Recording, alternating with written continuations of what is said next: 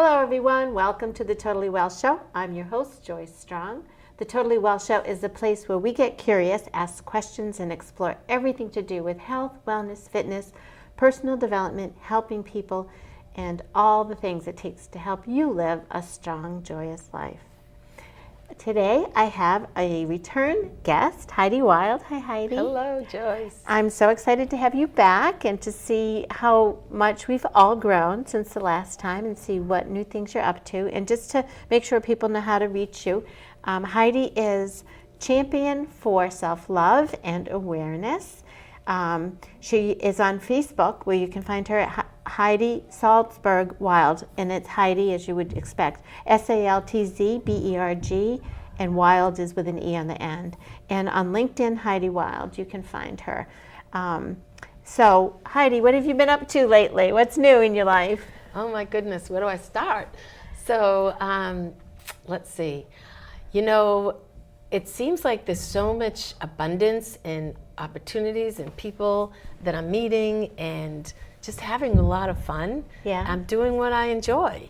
I see you showing up a lot on social media in different places. Like today, my previous guest was Dawn McGee, and you knew her. Mm-hmm. And I see you showing up with Shauna and other people, Shauna Pelton, other people, and it's like, wow, our community. It's like we're becoming this one big, nice family. It is. It's a big community, and we're all lifting each other up. I really believe that we're all here to lift each other up. Yeah. And you know, I love community, and community is important to me. Yeah. So I am a part of many that are like-minded, that are positive, that a lot of entrepreneurs, a lot of people that are really talented and creative, and that we're all just, you know, trying to make the world better, make a difference, right? Yeah. In our own little way. Yeah.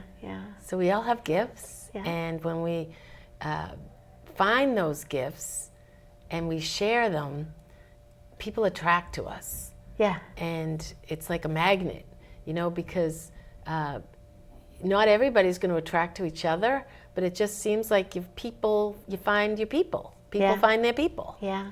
We were talking when we were preambling before, too, about things that can put us into the right headspace. And you were mentioning when you can't think of what to do, do nothing.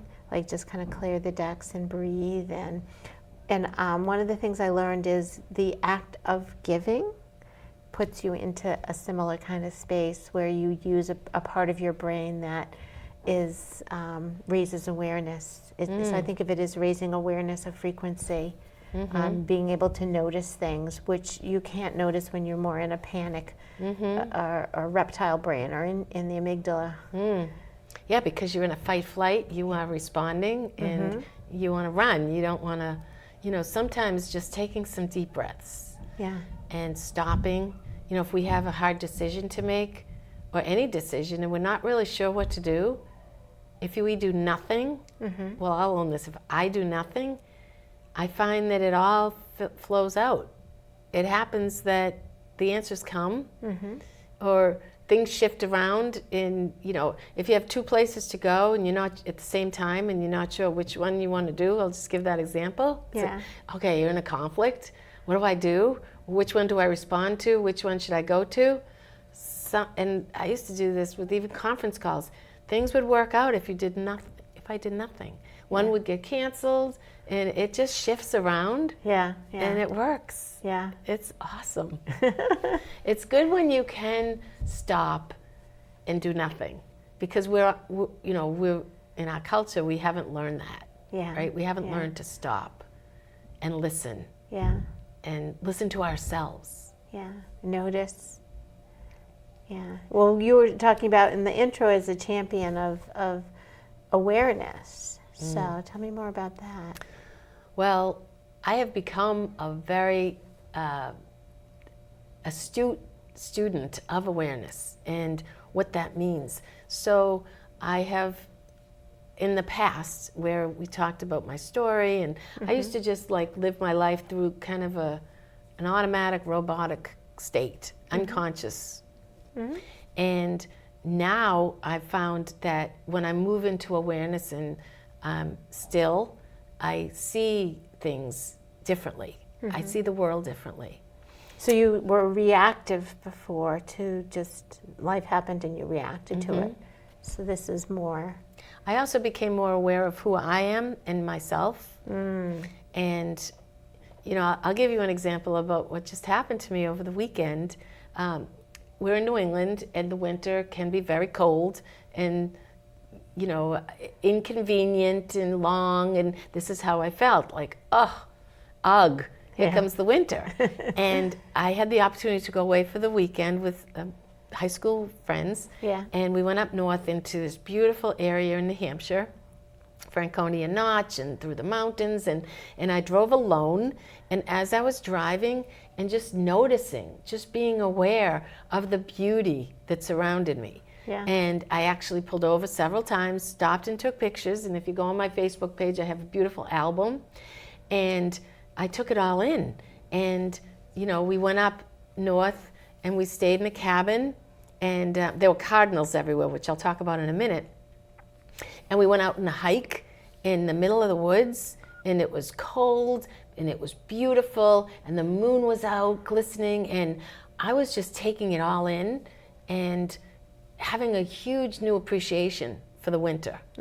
And I wasn't really even as much aware at the time. I was just taking it all in, being very present, you know, not on the phones, not, you know, doing other than what I was doing. And as I was coming home after spending the weekend and just taking it all in again and reflecting on that, I was realizing that I was missing out on this piece. I was putting this belief in front of me that I had, that this winter was inconvenient, cold, not fun. And then I remembered as a child how fun it was, how spontaneous it was. When we wouldn't have school, we'd go out and sled and make snowmen and angels in the snow. And, you know, where did that go, right? How did I turn that around into this, you know, feeling of winter not being fun? And then I realized as I was kind of contemplating on it that it's part of a transformation. It's part of the process. It's one of the 4 seasons that happens before spring, right? We kind of go into hibernation and a freezing and getting ready for this new birth, this new growth. And it's part of the process where we can't dismiss any part of that process as not important, you know. So I really took a new look and awareness of the winter and how I was looking at it before and how I will welcome it now and embrace it as what it is. Wow. So that's kind of an example. Yeah, that's beautiful. Yeah. Really changing your thinking and calling back on old good things, good ways, like to revitalize.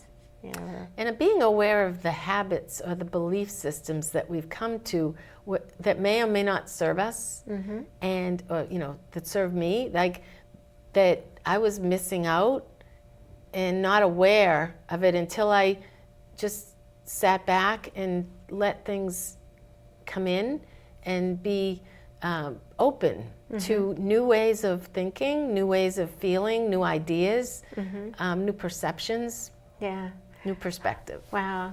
How do you think that came about? Like how did you change, or what changed in you? Well, I've been doing some inner work in the sense of really spending time with myself in the ways that I haven't before. Finding ways that I enjoy bringing joy to myself. You know, even sometimes it's okay to be with yourself or with me, because the more that I am, the more I learn about myself. And instead of always doing and tasking, and sometimes I just like to be and sit in my silence and meditation. They say, you know, meditation takes a lot of different forms, right? And how I've come to that is it's a process, it's an unfolding. And it's really fun because I see the world, like I said, in a different way, and I see people in a different way. I'm slowing down now, where, you know, my kids are grown, and my responsibilities have changed there. So I've kind of stepped back and shifted, doing a lot of shifting. So in your work, when I'm imagining you sitting with a client and helping people in the ways that you do. How do you take what you've learned for yourself and your own, and is this what you help people with? Well, my whole passion is self-love, self-awareness, mental fitness, and it's a whole lifestyle, right? It's not just take a pill and feel better, or eat a good diet and feel great. Yeah. It's all a holistic approach. Yeah. So when I'm with somebody, I do a lot of listening first, and people share. People are really open now, more than ever, about stress, anxiety, how they're sleeping, you know, and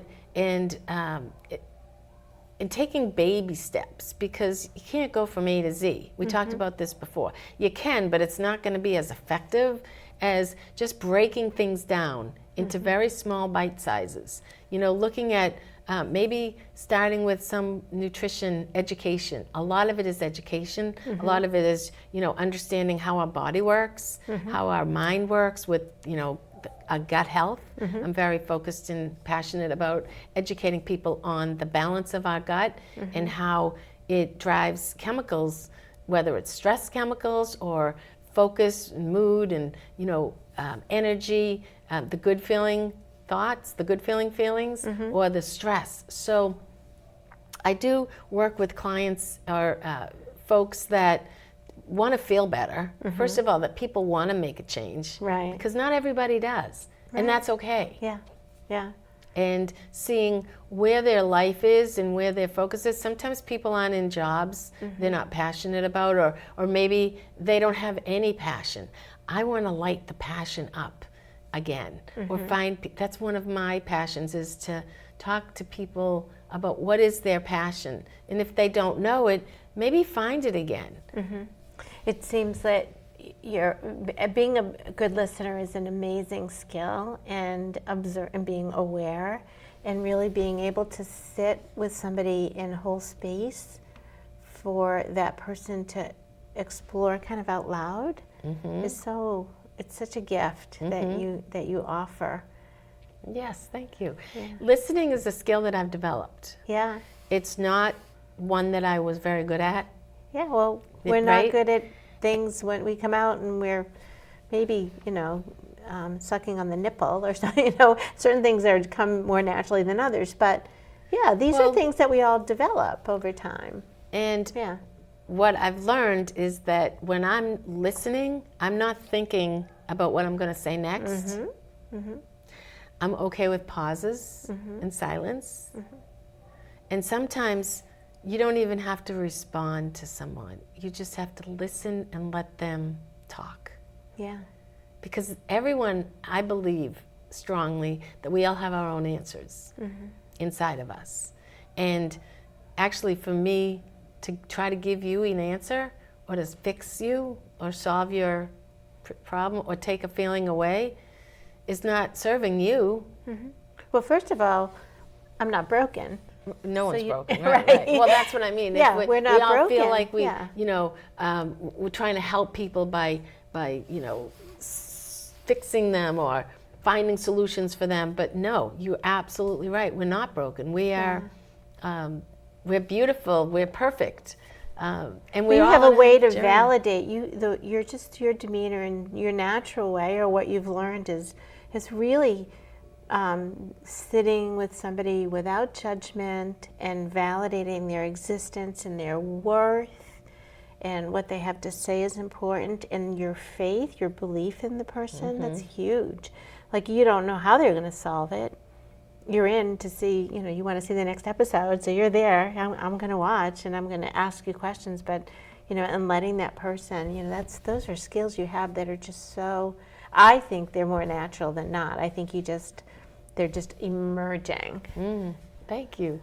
Yeah. It's about caring, and it starts with ourselves. It's about caring and self-love. Yeah. And again, we go back to the self-love. Yeah. Because I believe that in order for me to really give my full self, I need to have that given to myself first. Yeah. Just like the oxygen mask on the airplane, right? Yeah. They say that, that's a phrase that people may pass it by, but I do feel it's really a critical important. There's a lot of caregivers out there that, and I've talked to several people that just drain themselves because they're so caring for others, whether they're a parent or they have elderly parents or they're nurses or whatever it is. And we just want to be really cognizant and aware that we need to care for ourselves first. That's not a selfish act. Right. Selfish in the sense of not good. You can't pour from an empty cup, they say, to really be able to know, to be at our best, to be able to give, at our best. It's so nice, too, to see, for me, saying, well, I've seen Heidi go from here to here and grow and really walk the talk, and it makes me feel it's doable. I think that's another thing that we as coaches do for our clients, and that you do so beautifully. Thank you. Yeah. It's about truth, too. It's about being truthful to myself first. That's hard, isn't it? It's a process, but it's so empowering, and it's so it's really lovely. It's lovely to know my truth. And what I say by that is not to lie, but to understand when I was telling myself stories, right? And now to portray that truth. Can you give an example? Let's see. Just I used to look for approval outside of myself because I wasn't in a place of self-love and knowledge and awareness. So I would be asking other people for their opinions, their guidance, their direction, and with that, sometimes I would do things that I wasn't really feeling good about. It wasn't connecting with me, but I would do them anyway because somebody else thought that was right for me. And I really didn't know what was right for me because I was so used to going outside of myself for that.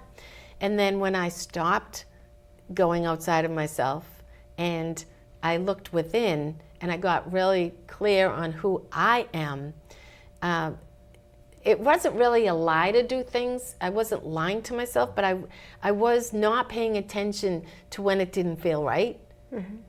I paid attention to it but didn't do anything about it. I didn't stop and say, wait a minute, this doesn't feel right. Yeah. So it's interesting. I spoke with a fellow who I'm going to interview next week, and we were talking about this subject, and I hadn't thought of it this way, but he described the different developmental stages.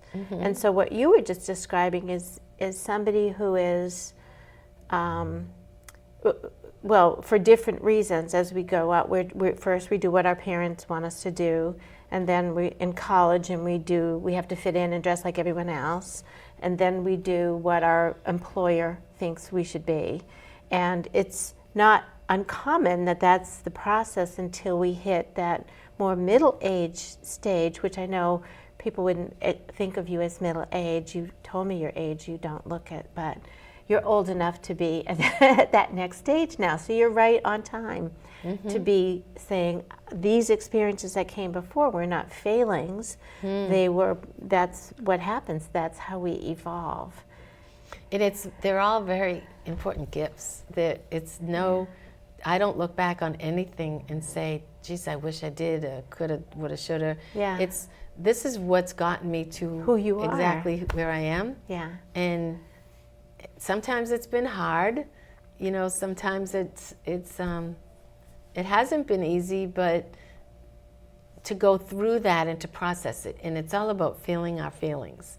And when you talk about what I work with people and share and role model is to sit in our feelings and to really let them process, because their information, it's all about awareness. Maybe we'll get triggered by something that someone says, or family members trigger us a lot perhaps, and it's information that maybe something's not quite healed, or that it's an experience that's being brought up again, but it looks a little different, and it keeps patterning over and again, and it comes up with manifestations that, feelings that get triggered, and what I used to do is push them away, think them away, do other things that weren't healthy to not feel my feelings. But when I've learned how to feel my feelings, I have felt more joy than ever. Feeling my sadness, I talked about this in our last, I would feel a little bit of sadness and stop, and that would not allow me to feel my greater joy. So the more I felt my sadness, my feelings that weren't welcome at the time, boy, now it's like feeling the whole human experience. So the things you're saying are really in sync with this very famous and very smart doctor who I'm going to be interviewing. You're just smart like he is, and it's exactly that same thing. He said that when you are, say, angry, in the moment, if you let yourself be with it, and depending on what happened, it may take 10 seconds. One time he said it took him 20 seconds, and he just sat with it, and then it dissipated, it went away. And so what was really happening, and this is what he's teaching me, is your brain, you're shifting in what part of the brain you're accessing to a place where you can do something about it, where you can not be in fight or flight. So those are just, they're very astute observations that you're making. I learned something really cool about feeling, so I was feeling yucky, let's call it that, right? Yeah. And I was just sitting on the couch, letting my feelings go through, and talking to someone that was I was sharing with. She was talking first about the processing of my feelings, but then she said something that was really profound and said, would you consider not judging your feelings? That, why is that yucky? It's just another feeling. Yeah. That it's giving us more information, that's all. Yeah. And I was like, wow, yes, it's who decided that not feeling good is yucky? Yeah. See, and that is exactly what he was saying, this doctor, is that feeling came to you because it might have been a tiger trying to eat you. Or it might have been something that, was life or death. That's usually when you feel those really powerful feelings. And that pause and just giving some time, not judging it, it's just the body's trying to get me to do something. Do I need to do something? And, getting out of that part of your brain to realize I'm not about to be eaten by a tiger. And not to react emotionally. Yeah, well, you won't, because it fades, it goes away. Yeah. If you let it, if you sit in it. Yeah. Instead of, even, if you want to say a biting remark back to someone if they say something, instead, because usually if somebody is mean or saying something, it's coming from where they are. It really usually doesn't have anything to do with who it's speaking to. There was a Facebook post somebody made that kind of got me upset, and I think got me upset because I've done this same thing, and it kind of triggered me as like, oh God, I sounded like that. But anyway, the person was on their way home and described an intersection. I know the intersection, it's difficult, and I've been in that same situation, and somebody flipped him off.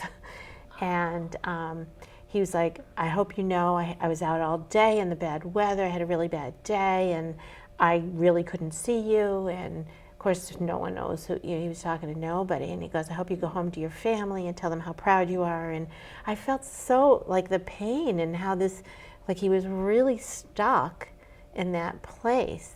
So how would you help someone like that move out of that stuck place of staying in pain and just reliving it? Like, he obviously... Because that person hurt him by flipping him off? well, that was his reaction. Like he got, which I would have been angry if somebody did that at the moment, but it didn't, instead of his being able to just stop, pause, release, let it go. This happened to me at Market Basket. I was trying to rush through and I had some, person in a wheelchair and a person with a baby carriage, and I was in a hurry and I was trying to maneuver through, and this person started taunting me and judging me and saying, and I was like, look, I mean no harm, I just want to go by.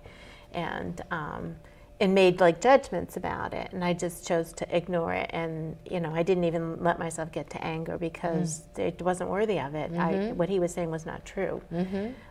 So helping a person like that, where it's stuff like that happens all the time. How do we get I respond in love, in the feeling, but it's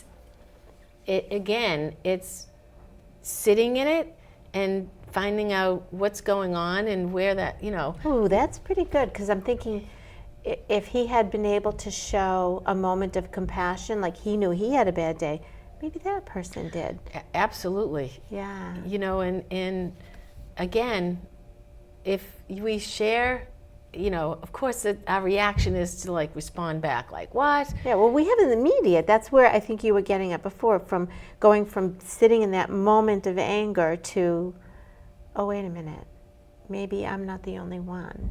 And then going back, but your ability to pull that coming from love comes from your ability to love myself. Well, to control that in your brain, to know how your brain works and to control it, that you can hit that button and move yourself out of that place, that dangerous place. You know how to control it. And it's not, you don't respond in such like an opposite way, but just like not in a reactive way.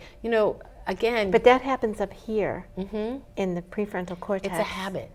It's all about habit. But it happens in your thinking brain and not in your reactive brain, and you're able to move yourself from one to the other. Yeah, but because it's of your practice. Yeah. It's through a practice and a habit of, and you go through the grocery line and someone was just hit by an angry customer, like that customer just wasn't nice. And, I feel so compassionate to these people that have to be the receiving end of that. And, for them to, be just trying to do their job and transfer groceries from the store to their bag to out the door for these people that, are cranky to them. It's like, geez, these people don't deserve it. We all don't deserve to be treated in anything but love. And to respond in a way that, geez, it sounds like you're having a bad day. Changes everything. We're about out of time. Can you believe it? Okay. I know. This was fun. It's fun. It's always fun. I really love to see how much you've grown and really owning your how special of a person you are. I don't, Joyce, thank you. Yeah, you too. It just feels like to be in your light, just really healing, and I feel so loved and accepted, and so. Well, I appreciate you, and I appreciate you letting me share about me and listening and sharing about you. I've really enjoyed even getting to know you in our friendship. So yeah, thank you so much. I love it. Thank you.